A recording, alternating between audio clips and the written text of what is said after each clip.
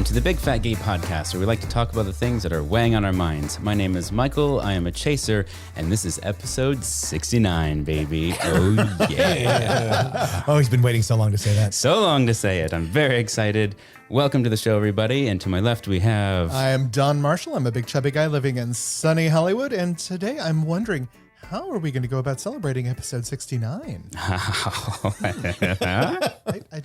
I don't know. I couldn't imagine. Can't possibly. My name is Dan Oliverio. I'm a chubby chaser, author, and public speaker. And 69, I think, I just hope we don't get it bass backwards. That's all I have to say. I'm Trevor Keyson. I'm a super chub. I guess a writer too. And On You're a occasion. writer. I don't know. I'm a 96 boy today. I'm getting it all backwards and mixed up. And I don't understand why this isn't working. We'll get you there. Don't worry.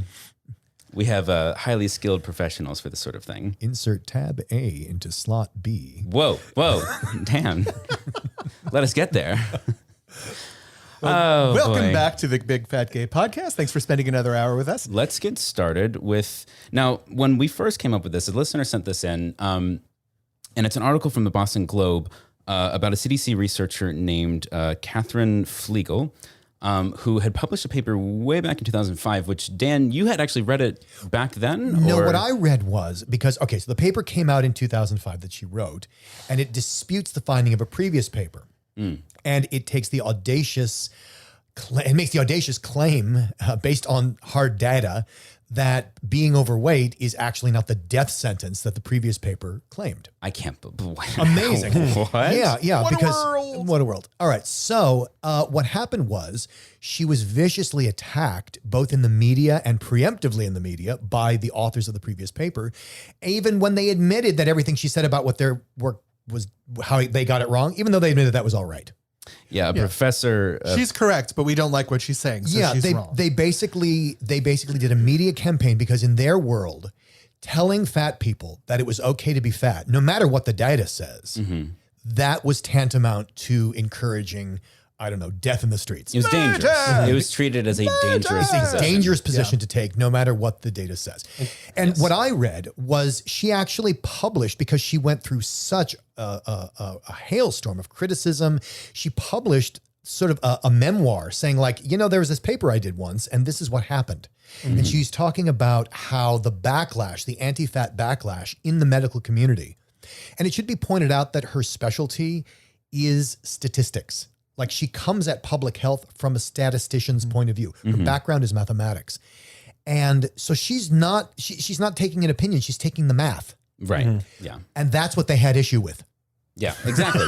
Because how could you possibly treat data as just the data? Yeah. And so essentially, so this article that was published in the Globe recently, the Boston Globe, was essentially recapping all of this and comes around to nothing's really changed. Like, this is still something that is so hotly debated and contested. I mean, I guess she's been able to continue to publish similar findings and is getting the reception is maybe a little bit better amongst the broad audience. She's been cited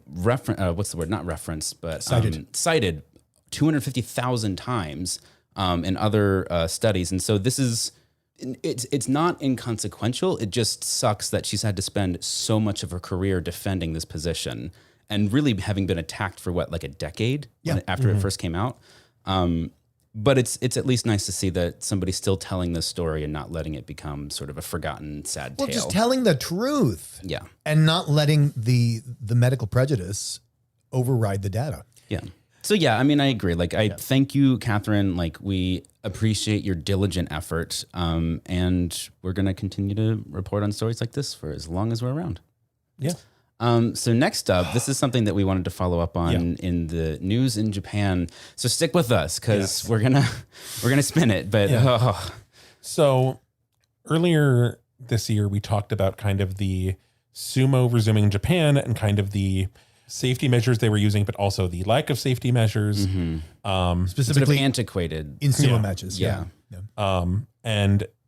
So this story's from May, and I guess at the end of March, there was a sumo wrestler, Hibikiru, who suffered a head injury during a match. And it's a really bizarre story.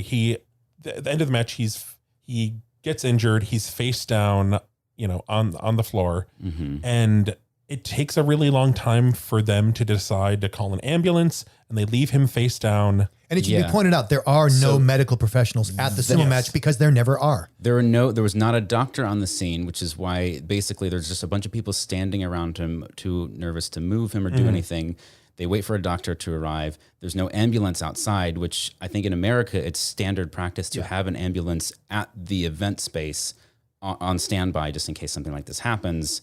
And in this case, the not insurance speaking companies broadly, will rip you apart if you don't do that. Yeah, not painting a broad stroke about Japan, but specifically about sumo wrestling and the way that this is handled. They didn't have an ambulance there. He was on the mat, I think, for at least 8 minutes before anybody was able to give him any kind of medical care. And then He was just laying there for 8 minutes. Yeah. But so they started to move him, and before he was taken to the hospital, he was quoted as saying, "I don't feel below my neck. I can't breathe." Oh. And he ended up passing away about a month later. And so they're looking into this, looking at the antiquated safety measures, the lack of safety measures. Yeah. And, the Sumo Association is saying, well, we don't see any link here. Yeah, it's not related, basically. Yeah, he didn't die on the mat, so what's the big deal? He's obviously not sumo related. Right. How could giving him quicker medical care couldn't possibly have made a difference in his future prognosis. That's insane. And also to call yourself a modern sport, in any capacity, this is standard practice. I don't think they call themselves a modern sport. I think they take great pride in being an ancient sport. Well, but that's what I mean. We are in an age where this is standard practice. No, but we're talking about Japan and we're talking about sumo. Yeah. Which are two of the most conservative, recalcitrant. And that's why people are pushing back against this, saying we need to modernize the sport. We need to modernize procedures. I think this is particularly relevant right now because, the Olympic Games start this weekend, and Japan is understandably going through a lot in trying to manage still carrying out this event, which, say what you will about it happening. There's capitalism. That's... Yeah. I just heard the most Japanese story about someone protesting the Olympics. Apparently, a woman was arrested for attempting to extinguish the torch with a squirt gun while exclaiming loudly, "I do not support the Olympics. I think this is a bad idea." That is what she's shouting as she's going to try and put it out with the squirt gun. That is quite a war cry. Yeah. I do not support this. I'm just intrigued by the method of extinguishment. Honestly, same. I feel like that would be me. I do not support this. This is not a good idea. Yeah, but I think you would have the good sense to use a super soaker or something. Yeah, like at least get the two-handed. Yeah, you need bring the whole fire extinguisher. It'll be fine. There you go. Fire extinguisher. But the world is burning, but it's Fat Watch 2021. Woo! And it's not all bad, folks. We have some good things coming. We do. Out of England, which, out of where? Holy crap! This is from a program, which actually I want to give a shout out to Big Clothing for You, because I discovered this because they shared it on their Facebook page. Which is a wonderful thing to do. Yes. Nice. So let's take a listen to a little bit. I'm probably going to edit some of it together, but we'll give you the best bits. This is Sienna. She fell in love with George. I've always been attracted to bigger guys, and so he was my ideal type. She messaged me first, sort of went from there. But you made the first move, when we met. Yes, I didn't make the first move. It's what a player does, What can I say? They shared their love on TikTok, but many people criticised their relationship. They say, oh, this guy's fat, that's not right, that's not healthy, he shouldn't be with her because she's too attractive for him. Now that they've started their family, will people finally believe their relationship is genuine? I've just always been attracted to larger guys. The six-pack thing has never done it for me. When I first realised that it was actually potentially a thing was when she sort of said, oh, I'm coming over to the UK. I was like, oh, right. I was like, so she's coming all the way from Australia. I was sort of thinking at the time, should I do it, Jules? Should I do it? Is this a little stitch up and she wants to rinse me for my money or whatever? But she seemed genuine. We instantly had that sort of chemistry where you talk to someone and you instantly feel reassured and comfortable around them. I was surprised because, I am a big guy. We've been a couple for almost 3 years now, isn't it? Yes. What attracted you to me? Oh, baby was everything. The belly mainly though, wasn't it? That Yeah. and your gorgeous face. Yeah, you He like has the a belly, don't gorgeous you? face. I You're love it. obsessed Like, with- and yeah. just it's very attractive to me. And we both love each other and find each other attractive. And we have a good life and we have a lovely little child. Yes. I'd be lying if I said that, you know, I'm not slightly concerned about the future and in being my size. I've been big for so long now. I am surprised that I haven't got any health conditions. I'm lucky, happy, and I don't care. He's healthy. I've got a beautiful woman, beautiful son. Let's go. If you're big and you're not happy, change it. If you're big and you're happy, don't worry about it. Unless it actually physically or mentally affects your life, then you don't need to do anything but try and enjoy it.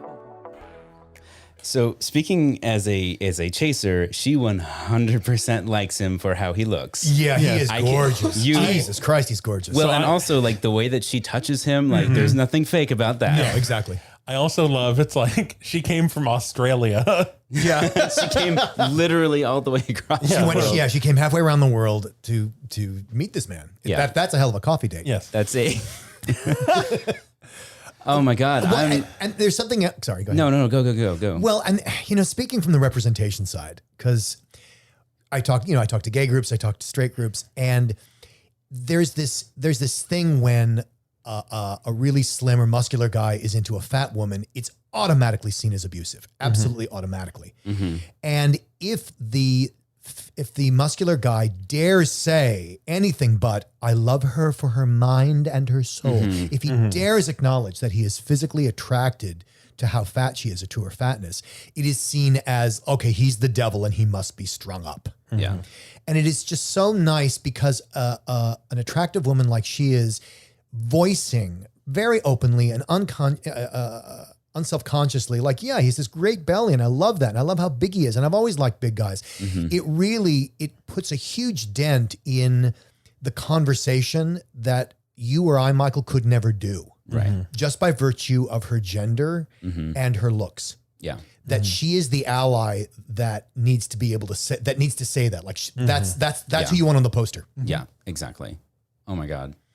Michael's just like electrified. I right didn't now. realize, like, so Dan and I had not seen this yet. Trevor and Yeah. Don had watched it before the show, and I'm kind of blown away by like how I just didn't expect that. I didn't expect that to be so completely open and honest and blunt and to the point. And there's no like, I don't know, like you almost expect to see people be kind of coy about it or be kind of like Yes. mince their Yeah, words a I little would bit. love him no matter what his size. She's like, Yeah. no. Exactly. Yeah. Yeah. The sort of like, oh, he happens to be fat, I suppose, but I never noticed that. Or Well, and the show like shows them like they frame the shot where you can see all of both of them, and like if they lean in for a kiss, like she has her hand like sort of gently on his belly, and like they don't try and hide that at all, and they're not like, but they're also not like zooming in on the hand specifically. Yeah. Like there's no like it doesn't feel exploitive. It just feels like they're telling It's very the story. tender and it's very real. which Yeah. I have to say,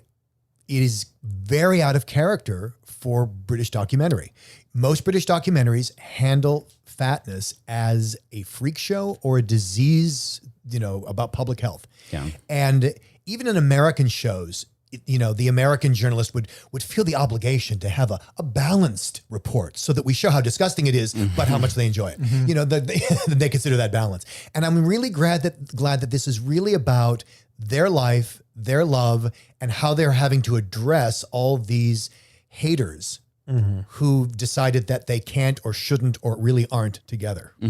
And they also took the time at the end to also say that there are a lot of people who are very supportive of them, and that Yes. they try and focus on the people who are embracing and, look up to them and admire what they do. Yeah, and who they 200,000 followers. That's not a small chunk of people that are following. I mean, that's pretty impressive. I had when I was watching this again, I was like, we should get Sienna and George to be on the show. are. Yeah. I mean, I would love that. I would love that would to be a talk to her. find. Like, They are a delightful couple. yeah, they sown really fun. We I can think do. we'll we have to should do a spend half call. the show hosing down Dan and Michael, but yeah, I think it'll be a good idea. We might nose down ourselves. Don, we can handle that, okay? This is episode 69. I also have to say that I said Michael is electrified. I think this turned Michael's whole day around. I think he is. No, I mean, George is absolutely gorgeous in that video. Yeah. Oh, hands yeah. down. Absolutely hands down. 100%. And he's a movie star or TV star. And he's a TV star. He's got it going on. Have you He's ever heard of confident. the show? I mean, I've never he's heard so of the I show. confident. haven't. I have not. I have to hand it to Sienna for getting sliding into those DMs She did. like She- Mystique sliding under that door in X-Men and flying from Australia to England. Well, and just, and I do want to getting- acknowledge that, George talks about how, like, is this for real? Because she's real pretty and she's from Australia. And like, and there's a little bit of, it's not, I'm sure Brad Pitt gets fan mail. And, Right. And he doesn't, and while it may be of whatever quality or whatever impetus, I don't think he's going like, but I'm not sure if they're really into me or if they're just interested in my fame. I don't think Brad Pitt has that consideration. Yeah. There's I feel like I'm the only one that's reacting a little differently to this. And it has nothing to do with the piece itself. I'm just so tired of presentations of like someone being attracted to someone who looks like me as being a novelty. Yep. yeah. I'm just so tired of it. And no matter how uplifting and how positive it is, I'm just, ugh. Well, I mean, how I saw it when I was doing, back in the Stone Age when I was on MTV with Mikey, I came to think of it as like, okay, we're sort of volunteering to be exhibited, but the show that we're doing, it's like, it's true that Mikey as the fat guy is the organ grinder, but I'm the monkey. Because so often, I mean, I was told this by the producer that the people are tuning in not to see a fat person on television. They're tuning in to see a person who looks like me, who's attracted to a fat person. And people are angry because a beautiful woman, in this case, a beautiful woman is attracted to a fat man. Yeah. Like that is absolutely unacceptable to them. It must be stopped. It must be corrected. And that's what's going on there. And it's an unpleasant reminder. I completely understand. And yes, so on the one hand, I don't want to be the downer guy. No, you It have is a valid point. beautiful video. It is a beautiful video, and they are lovely people. But But the news is that, oh my God, look at this couple. still, That it's- is internationally and I have newsworthy. been seeing that story since the 90s, and I'm tired. Yep. So I'll sorry. take it. Well, because it's representation. Yeah. I would say that it's not just something. It's something with an exclamation mark. It's something with an exclamation mark instead of just That's right. the ... That's right. All right. Yeah. So Here we got you. Maybe you're sky high. Maybe you're on the ceiling. Maybe you're approaching the blades and because it's like Willy Wonka. Willy Wonka, yeah. And you look behind the blades, and there's Michael. Oh no, wait, we're not that part of the the show. fizzy lifting drink. Burp, Charlie, burp. We got to take you back down a little bit now.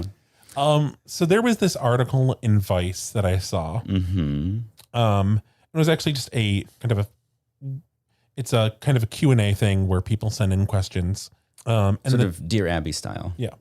And the title is, "What is mid-size and do I want to be it?" Which my mind first immediately went to cars. Yeah, Like- that's what I was thinking. And I'd seen this term before. I've seen it popping up more and more.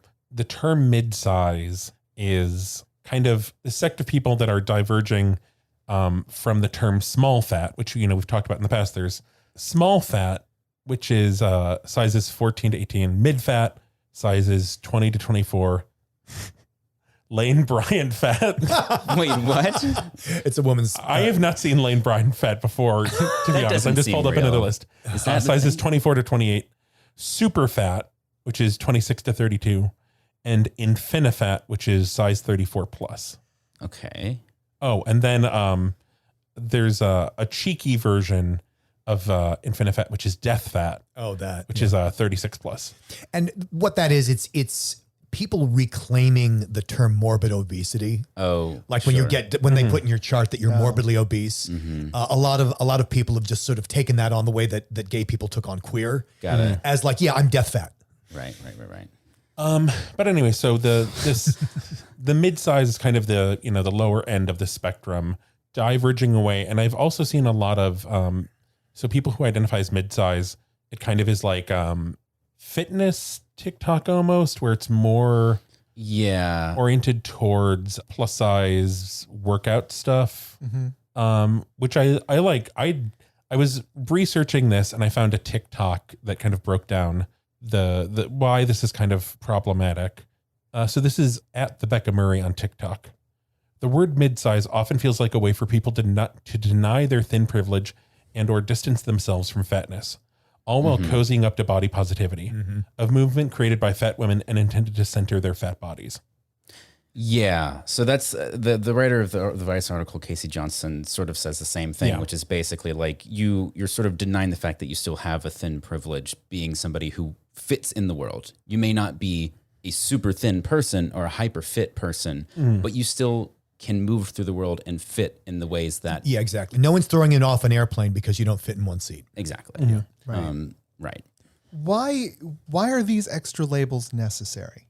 Why is this a needed thing? Because people love labels. People love labels. People love labels, but I think also in terms of the higher end of this fat spectrum with InfiniFat, I've seen a lot of influencers and activists really focusing on InfiniFat because it is often the people who are left behind, especially now that body positivity has been co-opted as a marketing term, which I think is actually why there's now the movement of body neutrality, which I am iffy about because it's still forming. It's kind of like this loose egg mass, amoeba style. Yeah, where it's like some of it is kind of recentering body positivity and kind of looking at it at a new angle of trying to avoid toxic positivity.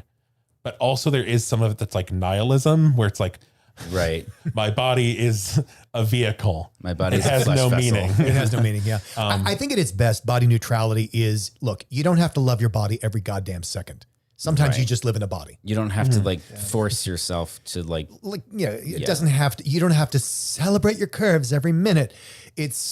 You're living in a body. Sometimes you have good days, you have bad days, and just acknowledge that you're having a good day or a bad day. It's not about you. Yeah. I like the idea of body neutrality as being the sort of the average of your feelings about your body. Like you might land somewhere in the middle between like looking to feel positive and then accepting that you can feel negative, as opposed to what Trevor was saying, which is like forced neutrality, which is I will never feel either good or bad about my body at any time. Yeah. That feels weird to me. That feels that it to exist on the spectrum robot-like. seems like the only way you possibly could exist. Yeah. And I think where body neutrality can go wrong is when, as you say, Michael, it's this idea of like, I shouldn't have feelings about my body. It's just my body. Well, people have feelings about everything. People have feelings about, their shoes. Yeah. Woulda, coulda, shoulda. Yeah.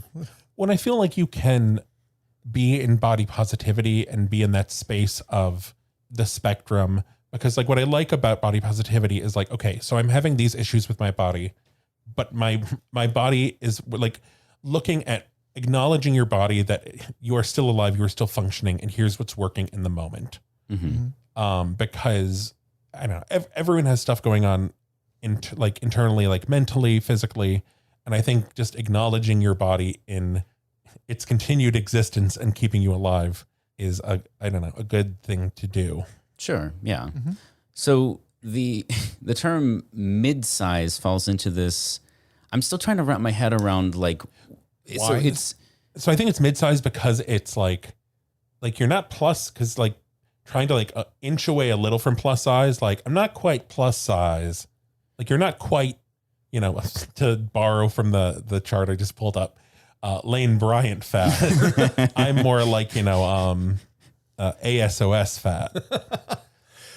I mean, it serves a couple of functions. One, the term mid-size means you don't have to use the F word, fat, which a lot of people just cannot say and don't want to be anywhere near. I mean, I think a lot of chubs, even in our world, a lot of chubs say they're bears because they don't want to say they're chubs. And bear is just a more marketable brand. Brand bear is really popular. Brand fat, not so much. right. So there's that. But then there's this idea that it's mid-size, which is kind of funny because the people they're talking about don't really seem in the middle. They seem, again, they're the people who are not thin and traditionally like they're not going to be the women who appear in magazines on the traditional Sports Illustrated stuff. Sure. But they don't get thrown off planes for being fat. They can still shop in normal stores. Right. Yeah. And so the last thing they want to call themselves is fat. On the other hand, they have a huge amount of thin privilege still because they don't deal with a lot of the stuff that most people, I'm going to say most fat people deal with. Well, I think one of the other angles here, which I kind of get, is that if you are somebody who could be identified as mid-size, to use the term fat would be to almost co-opt the movement towards yourself in a negative way. Like I think you're right. It would be saying like, oh, I need I'm to fat be too. taken care of in the same way that that's interesting. I hadn't fatter thought of people it do. that way. Yeah, that's legit. I think there's a couple ways to come at it, which is why I was kind of confused, because I was like, I see both sides and I don't really understand why. Like, I just don't understand where this even needs to but fit. see, if that were the case though, what would be wrong with small fat? Well, the what Casey was saying was that it was the idea of like the word fat it's like upstaging the actual fat people who need to be able to speak and have that spotlight to talk about whatever the issues are. Interesting. I'm glad you laid that out like that. I honestly wasn't understanding the reason why you would need these subcategories, but if it's to put yourself into a position where you can function as an ally. So earlier on when we were talking about Catherine Flegel, one of the questions that I asked was, well, okay, so is she fat? Like, is that one of the reasons why people are thinking that she has bias in this study? The fact that you can think that way, I can understand why somebody who wants to be an ally might want to take on a different label so they're not arguing, so that they can argue with their privilege, use their privilege to benefit the movement, as opposed to associating themselves as a fat person and feel like you're fighting for your own rights, which I think people look at as being selfish or self-serving or biased. I can see the wisdom of that. I suppose then it comes down to, are we really going to fight about who gets to say fat? And it's true. Like, I know a lot of men, women, very fat men, very fat women who are absolutely just, they despise when someone who's like 210 pounds is calling themselves fat and saying, oh, as a fat person, blah, blah, blah, blah, blah. And they're like, shut the fuck up. One day, can't we all just be fat? Like, isn't that what we really want in the world? Yeah. Come together now. I mean, it's nothing new to see so many euphemisms for degrees of fat, you know? Like in the introduction of the show, I'm used to calling myself a big chubby guy, right? It's not because I don't call myself fat. It's just because that's the verbiage that's on the tip of my tongue when I'm describing my body. Well, and also we're called chubby chasers. We chase chubs. We don't chase fat men. We're not fat chasers. Right. That sounds I don't know, threatening. Exactly. Well, and the whole idea of chase you chasing. down. Yeah, exactly. Chasing has this sort of like this craven. Yeah. We're gonna get you. On the other side, there's on the straight community, they're fat admirers, which to me always sounds like they're going antiquing. Right. They Like, admire. look how pretty. They're connoisseurs of the larger form. Whenever you say that, I'm picturing a big museum with fat people hanging in it. Hanging up. Oh yes. I've seen this one before. No, but to me, it's like some very erudite Frasier-like character passing by a fat woman and saying, like, yes, that would really go in my den. I like the idea. So pitch, Frasier reboot, but he's a chaser. So it's funny. So Don was talking about euphemisms, and you were talking about this before. And I was, I have my fat aggregator that gives me all of these stories, and fat in the news. there was one where it was basically local, like Houston Times or something, talking about, this guy, he lost 100 pounds. And I think he was like, I don't know, I think like, 280 or something, and lost weight, but they didn't say the word fat at all in the article. Nope. or obese or overweight. They said heavy, which was just weird, and just weird to see it just repeatedly. You're trying so hard Not to use the F say word. the word fat. Yeah. And I don't know if you remember this. I was having dinner with a friend, and he brought a friend, and we were talking about fat stuff, but the guy wouldn't, and he was talking about, I have family members who are heavy. Mm-hmm. And I was just like, and he kept saying different euphemisms. I'm like, like you can say fat, like it's okay. Like I'm saying fat because I find all these euphemisms weird, And then he started saying overweight. I'm like, I find that especially offensive. Yeah, I agree. Yeah. Because it is implying that it is weighing more than someone should, that it is There's a okay wrong to. weight. Yeah, there's a wrong weight and you have it. Yeah, Oh, that's interesting. That's a good point. overweight I think is the worst of them all. That's a good point. I hadn't thought of it that definitely way. agree with that. Yeah, because you can't be over your own weight. You are the weight that you are. You are the weight that you are. So yeah, overweight means that there is a standard and you are in violation of it. Heavy was the euphemism I was raised with. That was my mom's go-to. Husky was the one I heard. Husky I never heard after I turned like 12. Like It's that a was kid for one. Kid one. Yeah, it's definitely a kid one. he's a But Husky it was yeah. Well, there was the Husky section in the local store. Where It was I a grew up. brand. Oh no, it was just that was the fat kid section, The the, fat kid Husky The section. Husky kids. Yeah. Yeah. Or getting clothes for your sled team. Mush, mush. I do love a Husky. I'll say. Huskies are very cute. Calm down over there, Michael. Calm down. He's just still electrified from. We're talking about cute guys, right? It's episode 69. Come on. Yeah. Yeah, I know so many chasers who refuse to use the word fat. And they refuse to use it a little bit out of their, I mean, they claim it's in deference to fat people who don't want to be called fat, but you can tell it's really a thing with them that they don't want to be accused of liking something called a fat person. Nobody wants to use the word fat. Like it is you have to train yourself to be okay with that word. Well, because we've been told that, and it's the only euphemism. Like we have all these euphemisms, right? Now, if you think of all the other ways you can sort of get around saying the actual word for something, and usually it's insulting, right? So, like, I'm half Italian, and we were for a long time referred to as wops, but you actually have to explain what wop is to someone. You don't have to explain what, with a euphemism or a slur, you actually have to look up or have it be explained to you what the slur means. Right. Everybody knows what fat means. It's because it's the word the for actual it. word. It's the word. It's like yellow or rectangular. It's the word for it.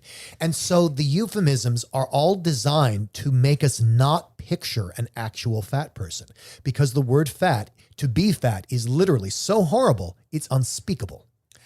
Yeah, because look at what comes to mind when you use some of the euphemisms. Chubby gives a cherubic image. Or cute.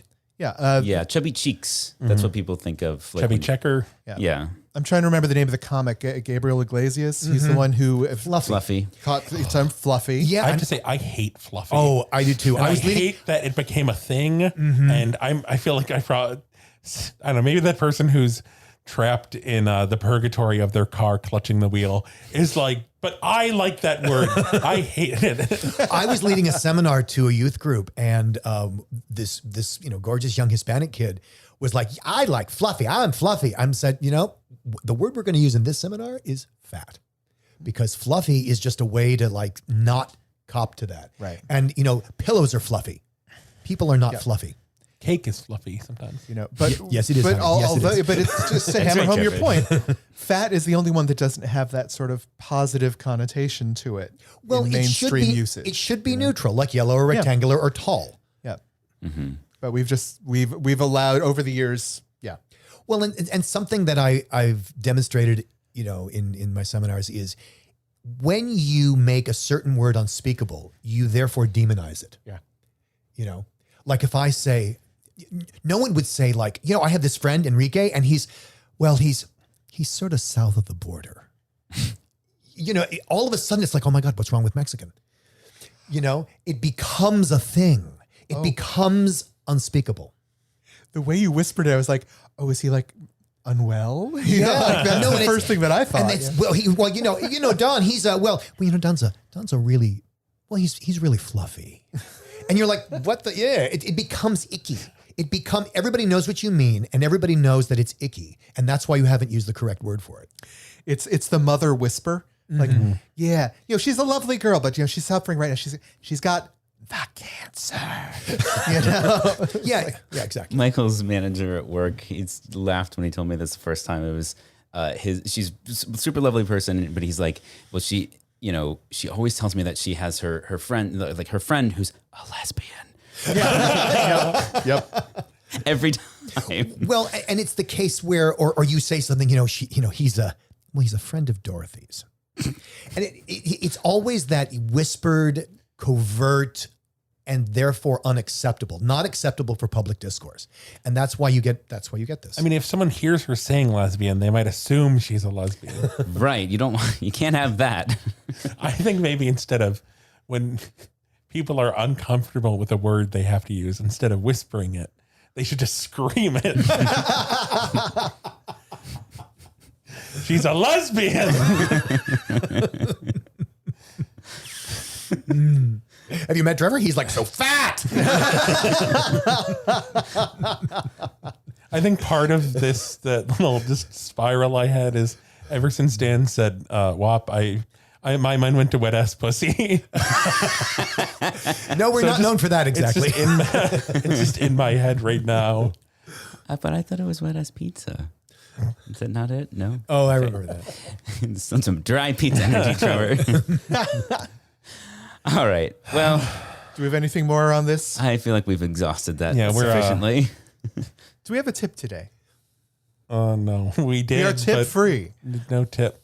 No tip. It's just 69. Yeah. Well, we do have a bit. Oh, The bit is going to feel like it's coming a little bit out of left field because it was written for the original topic that we'd intended. So, welcome to some random questions about car safety, everybody. Yay. maybe fat cars, There's a couple. Yep. All right. mid-sized cars. Car stuff. When I started doing the deep dive into car safety in the United States, holy crap, is it a weird and convoluted history? If you ever want to do just an interesting read on it, go research this topic. It's fascinating. But so here are some of the strange things that I've taken away from my journey down this particular rabbit hole. So early car safety features were very broad. Things like brakes were considered to be a big advancement in car safety. So which of the following were not early car safety features offered by certain companies? Okay. 1, buoy doors. What? That breakaway floating doors in case of driving the car into water. Okay. 2, the O'Leary fender, a mesh cradle or fender that would spring forward and safely scoop up a pedestrian when the vehicle struck him. Okay. 3, staggered seating. The seats were staggered with the driver slightly ahead so the passengers could hold onto the shoulders of the driver when they are taking sharp turns. Or 4, oil-proof vacuum cup tires. Tires covered with little sucker cups that prevented skidding on slick surfaces. Oh dear. All but one of these were real things that you could get. I was going to say the shoulders one, but I think it's the sucker cup one. I am torn, but sure. No, I'm going to go with the doors one. That seems a little too The buoy high doors? tech, fancy. Yeah. I also don't understand it. Like, do they keep the car afloat, or are they inflation? Are they like use them raft- if you go like They're supposed to break off so you can. It's so you won't get trapped in the car. The doors easily come off, and then they're flotation devices. for driving through lakes? Well, so is that your... Yeah, sure. I'll go with that. That sounds ridiculous. Okay, Okay. we got 2 for buoy doors, 1 for sucker cups. The correct answer is in fact the buoy doors. Aha. I knew it. There have been some actual designs for it, but it's never actually gone into production. In the 1980s, only about 14% of Americans wore their seatbelts in cars. When a seatbelt law that would fine people for not buckling up was introduced for the first time in Michigan, which of the following was not an argument made against it consistently? 1, they were uncomfortable and restrictive. 2, because freedom, aka communism and Hitler analogies. Yep. 3, they would prevent you from escaping from a sinking car or a car on fire. Yep. Or 4, it would be too expensive to put them in all-American cars. Well, these all sound legit. What was the first one again? They were uncomfortable and restrictive. I say that one. I say A. My father said that to the day he died. He couldn't believe. But that's the only one that makes the most sense. That's why I feel like it couldn't possibly be. I remember as a little boy, and he would be astonished that every time I got into a car, I would put on my seatbelt like it was no big deal. My dad wouldn't move the car until the seatbelts were on. my mom would, whenever he got in the car, would say, "Seatbelts, Ghostbusters, Michael Jackson." Why? What? I don't know. Just apropos of nothing. Was it like so a checklist or something? I don't know. Did you listen to Michael Jackson as a kid? So my brother was really into Ghostbusters, so I'm guessing that's Ghostbusters. Okay. And my uncle with Down syndrome was like a Michael Jackson super fan and had a Michael Jackson doll that he carried around. So I'm guessing maybe there was just a point where like she snapped and was like, seatbelts, Ghostbusters, Michael Jackson. All right, so what is your guess, Trevor? Seatbelts, Ghostbusters, Michael Jackson. I'm going to go with it'll be too hard to get out of a sinking car, because I think that would be, I can see people making that argument, but I don't think that would be as widespread as the others. Okay. And Dan? I remember people making that argument. I'm going to go with it's uncomfortable, that they thought that wasn't a legitimate enough reason to not put them in the cars. But, I remember people saying like, I'm not going to wear my seatbelt. When I get in a collision, I'm going to be thrown clear. Yeah, I remember hearing that a lot when I was a kid. All right, well, the correct answer is, in fact, this one was a trick question. The correct answer was it would be too expensive to put them in all-American cars. You're kidding. When the law was passed that you must wear your seatbelt, there was already a law in place that all cars had to have seatbelts. So you can't make the argument that it would be too expensive to put them in cars. Seatbelts had been required to be in cars since 1968. You're clever. I am cruel. I am a cruel quizmaster. He's a maniac. I feel like James Bond to be tied up just at the Shark Tank, and you set up the thing, and All right, last one. Seatbelts have been shown to be less effective for different body types. Which of the following body types are best protected by seatbelts? 1, skinny body types. 2, average body types. 3, mid-size body types. Or 4, fat body types. I would say average, just because. Well, it depends what average means these days. Because average is as dictated by BMI. All of these things are always dictated by BMI on industry standard stuff. I think it was like, yeah, they had there was an average BMI. They were like 5'10". Like it's like for the man who was 5'10" and 170 pounds. It's like, so I guess that's. I think average. So 2 for average. Yeah. 3 for average.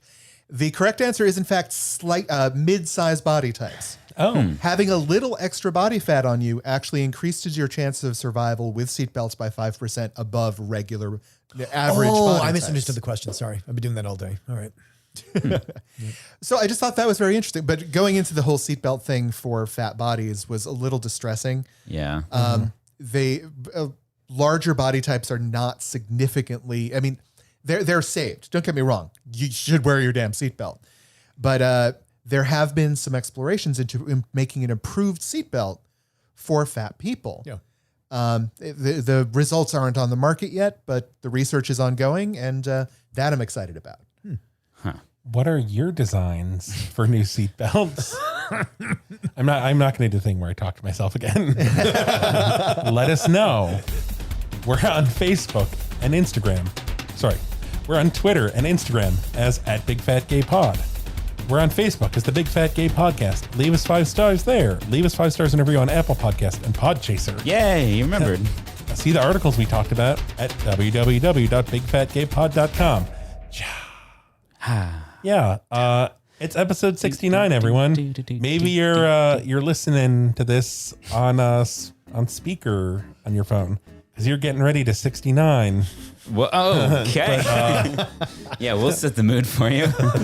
But some kind of mood.